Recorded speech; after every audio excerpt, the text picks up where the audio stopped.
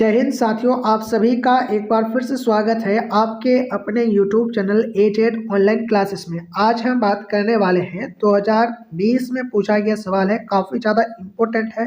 देख सकते हैं 2020 में बिहार बोर्ड में पूछा गया सवाल है।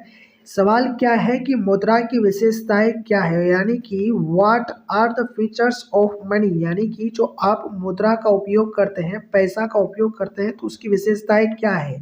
तो यहाँ पे सबसे पहले हम देखते हैं कि इसकी विशेषताएं क्या है, आपको लिखना कैसे है। तो यहाँ पे उत्तर में सबसे पहले तो लिखना पड़ेगा कि मुद्रा की विशेषताएं निम्नलिखित है, यानी कि नीचे दिए गए हैं, आपको लिखना है।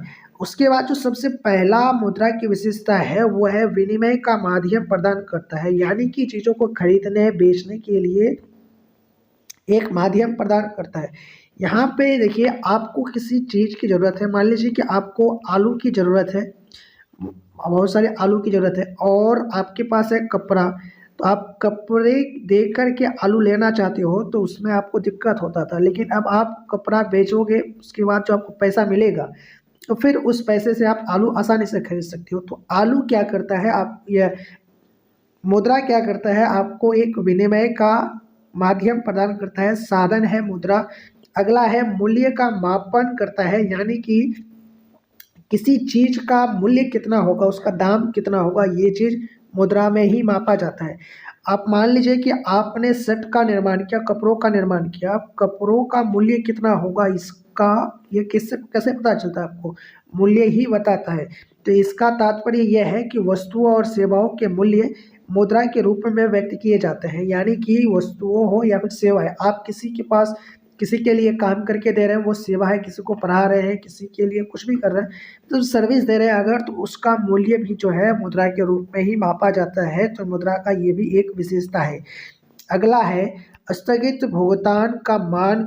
इसका मतलब क्या होता है, देखिए जान लीजिए। स्थगित भुगतान का मान, देखिए इसका तात्पर्य यह है कि भविष्य के लिए, यानी आने वाले समय के लिए अब जो भी भुगतान करने वाले थे, भुगतानों को मुद्रा के रूप में व्यक्त किया जा सकता है, यानी कि जो भविष्य के लिए आपने भुगतान खर्चा करने वाले थे भविष्य में, उनको आप मुद्रा के रूप में व्यक्त किया जा सकता है। तो मुद्रा की तो ये भी एक विशेषता है कि आप जो भविष्य में जो खर्चा करने वाले, एक कार खरीदने वाले हैं आप भविष्य में, उसका दाम कितना है, तो मुद्रा के रूप में आपके माइंड में आ जाता है कि हाँ इसका 10 लाख रुपया दाम है, 15 लाख रुपया दाम है, तो उससे आपका क्या है, मुद्रा के रूप में उसका मान आपको पता चल जाता है। अगला है मूल्य का संचय, यानी कि इसका अर्थ क्या होता है, देखिए मूल्य का माध्यम, मूल्य का संचय मतलब जमा करना, संचय का मतलब होता है जमा करना। तो मूल्य का संचय मूल्य मुद्रा के माध्यम, सिक्कों या फिर नोटों के रूप में धन का संचय अनेक वर्षों तक किया जा सकता है, यानी कि मुद्रा जो होता है वो सिक्कों में होता है या फिर नोटों के रूप में ही होता है। उनको आप 2 वर्ष, 5 वर्ष, 10 दिन, 20 साल, जब तक कि अगर नोटबंदी जैसी स्थिति ना आ जाए तब तक आप उसको आसानी से जमा करके रख सकते हैं। तो ये क्या है, मूल्य का संचय का भी साधन प्रदान करता है, यानी कि आप मूल्य को, आप किसी भी चीज़ को, मूल्य को यानी बोल सकते हैं मुद्रा को आप जमा करके रख सकते हैं।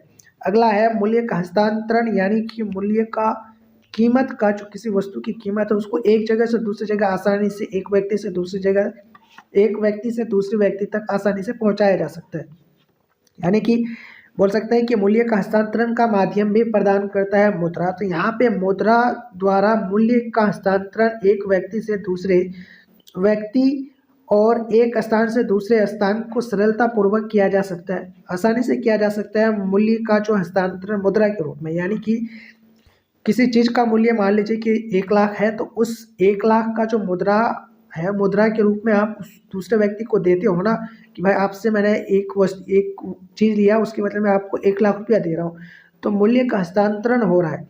तो क्योंकि यह एक तरल संपत्ति है, यानी कि जो मुद्रा है वो एक तरल संपत्ति है और इसमें सामान्य स्वीकृति का गुण पाया जाता है, यानी कि हर कोई इसको स्वीकार कर लेता है। क्यों कर लेता है, क्योंकि एक तरल संपत्ति, हर जगह ये चल जाता है, इसीलिए इसको क्या करते हैं, हर कोई स्वीकृत कर लेता है।